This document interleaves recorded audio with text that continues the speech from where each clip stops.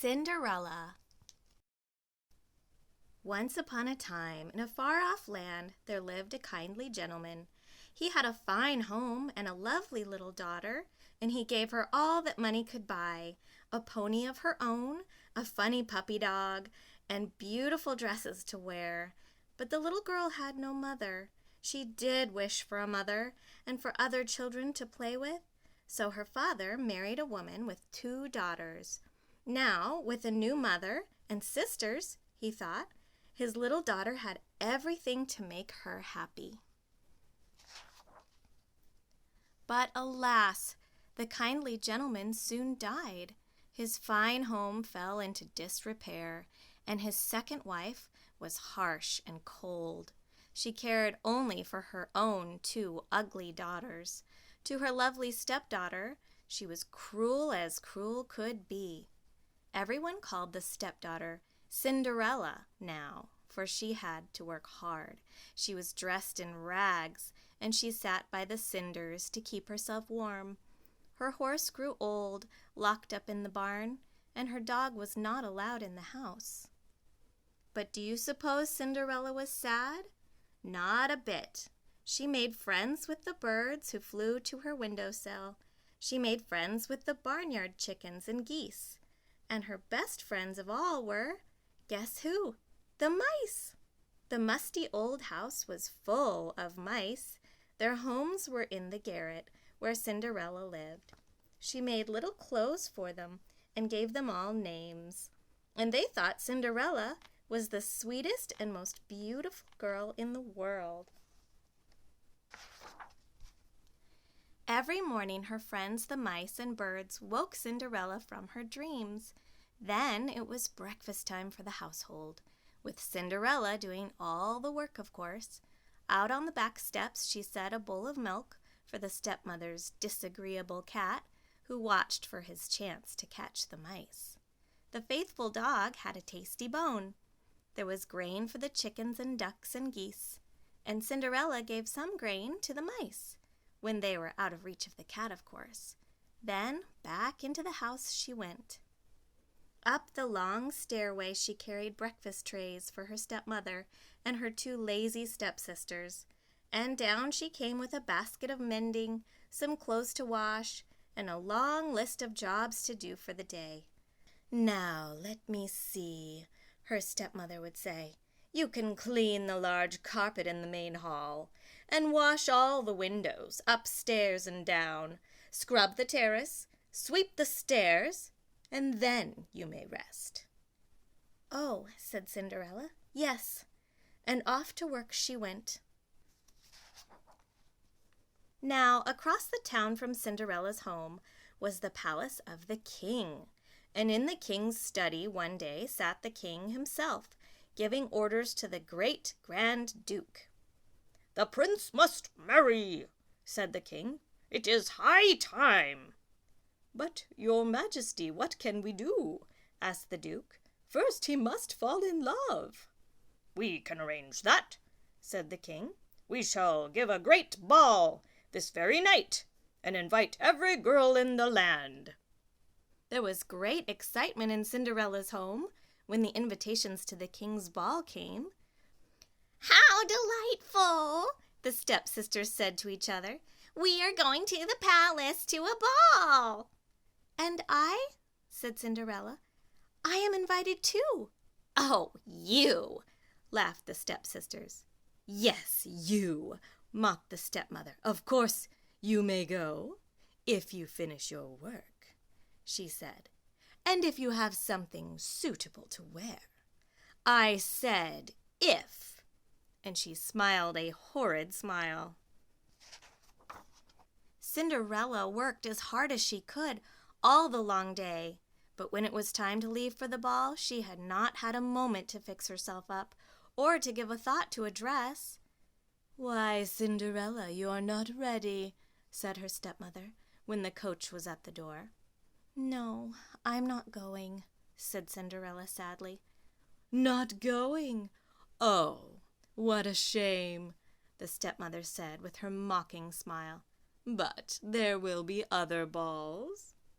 Poor Cinderella. She went to her room and sank sadly down with her head in her hands. But a twittering sound soon made her turn around. Her little friends had not forgotten her. They had been scampering and flying about fixing a party dress for her. "Oh, how lovely!" she cried. "I can't thank you enough," she told all the birds and the mice. She looked out the window. The coach was still there. So she started to dress for the ball. "Wait!" cried Cinderella. "I'm coming too." She ran down the long stairway just as the stepmother was giving her daughters some last commands. They all turned at the sound of her voice and stared. "My beads!" cried one stepsister. "And my ribbon!" cried the other, snatching off Cinderella's sash. "And those bows, you thief! Those are mine!" So they pulled and they ripped and they tore at the dress until Cinderella was in rags once more. And then they flounced off to the ball. Poor Cinderella! She ran to the garden behind the house, and there she sank down on a low stone bench and wept as if her heart would break. But soon she felt someone beside her. She looked up, and through her tears she saw a sweet-faced little woman. "Oh," said Cinderella, "good evening. Who are you?" "I am your fairy godmother," said the little woman. And from the thin air she pulled a magic wand.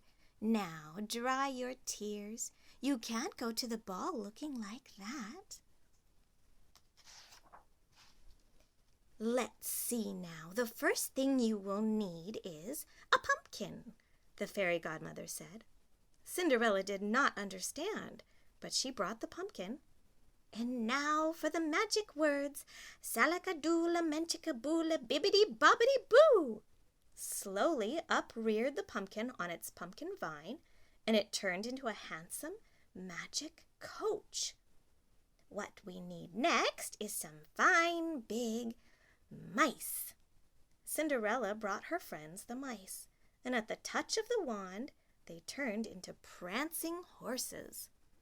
Then the old horse became a fine coachman, and Bruno the dog turned into a footman at the touch of the wand, and a bibbidi-bobbidi-boo.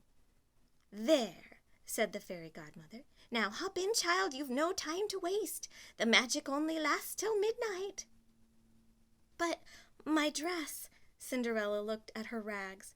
"Good heavens, child," laughed the fairy godmother. "Of course you can't go in that. Bibbidi-bobbidi-boo!" The wand waved again, and there stood Cinderella in the most beautiful gown in the world, with tiny slippers of glass.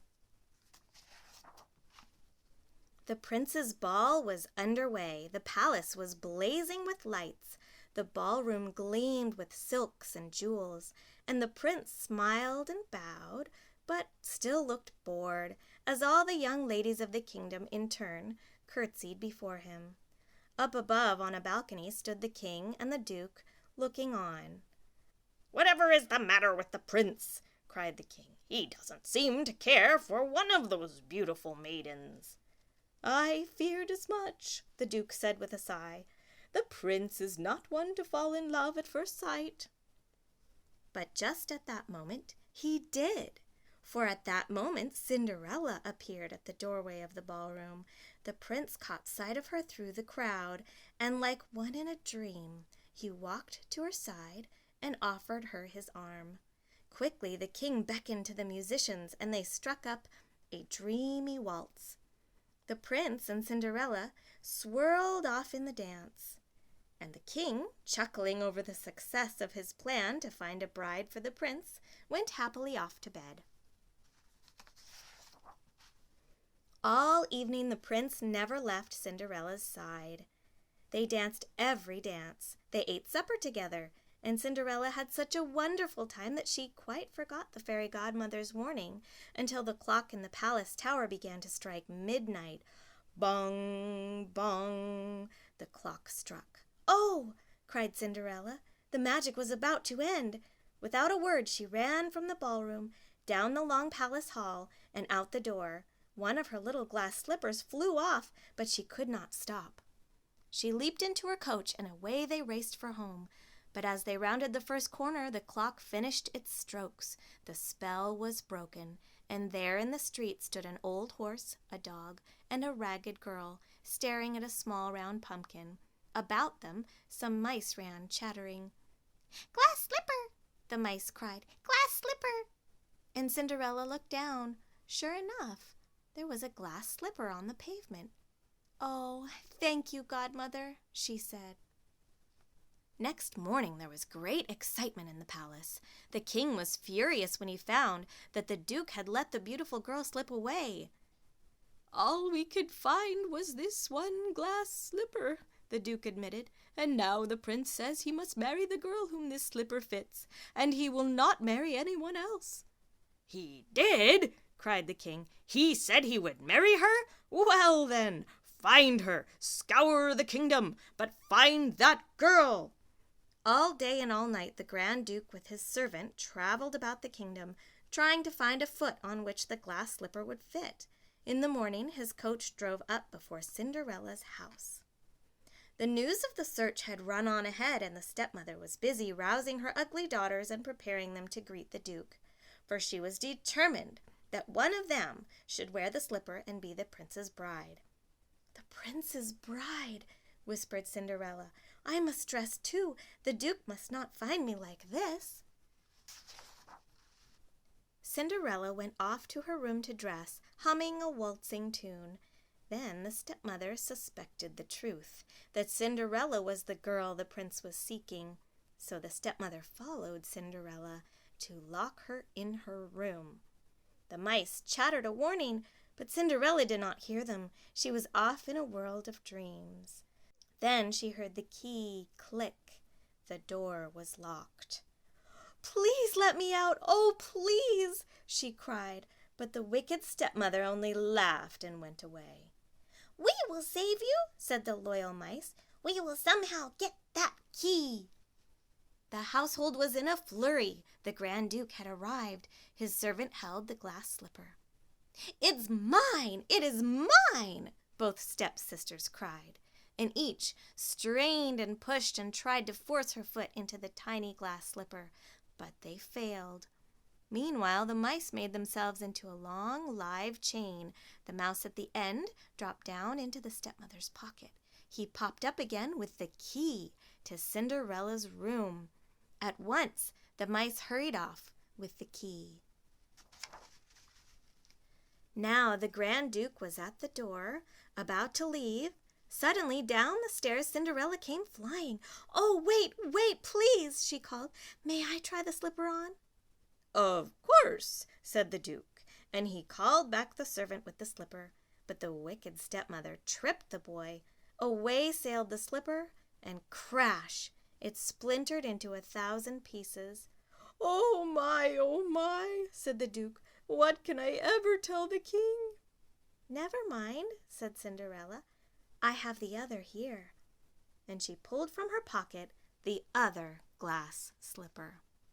So off to the palace went Cinderella in the king's own coach, with the happy Grand Duke by her side.